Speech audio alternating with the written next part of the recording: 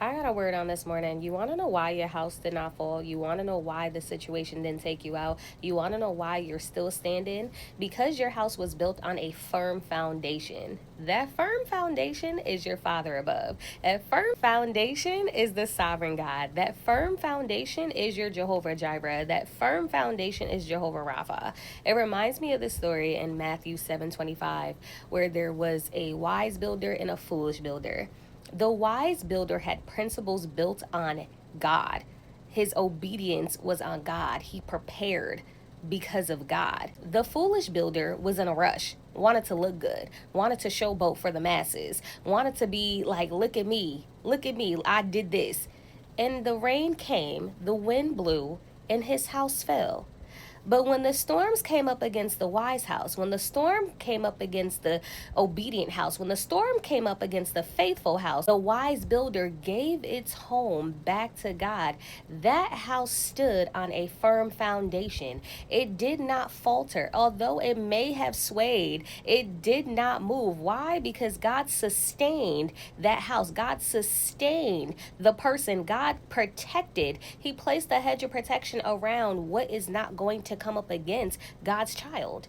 So even though you may be in the midst of a storm, even though you may be in the midst of a trial, even in the midst that you might be coming out of a storm, you still stood 10 toes down because your principles were built upon the solid rock. Your principles were rooted and grounded in God and only God. And with that comes a harvest. And with that comes fruit that will multiply. And with that will come generational wealth. And with that comes healing. And with that comes relationship. And with that comes restoration. And with that comes blessings that are going to make your head swim because you stood on a solid rock, because the relationship that you have with your father, because it did not matter who walked away, because it did not matter that that job did not pick you, because it did not matter that that loan did not go through. God protected you from unseen danger, and God is going to guide you and lead you to where he needs you to be so that you're going to sustain, okay? Sustain blessing,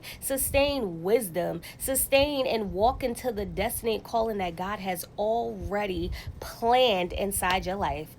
God has already loaded what you need that's going to break every lie and curse off your bloodline. God has given you every tool in your arsenal. I tell you all the time. He has given you the authority, like it's stated in Luke. He has given you the authority to defeat all of the enemy. There's nothing that you can't do. Why? Because you serve the God of the impossible, the one who performs miracles time and time and time and time again, the one who said that I am going to lead you by the still water. I'm with you in the valley. We're crossing over that mountain. It don't matter. Because all God has to do is in the moment say, peace, be still. All God has to do in the moment when you surrender it to God, God takes control. Again, the battle is not yours, it's already won. We are fighting from victory, not to victory. We have a father who has already defeated the enemy and took the keys from hell. There's nothing you should be afraid of because he said that he did not give you the spirit of fear, but of power, love, and a sound mind. There's no task, there's no stronghold, there's no battle that cannot be defeated because God already won.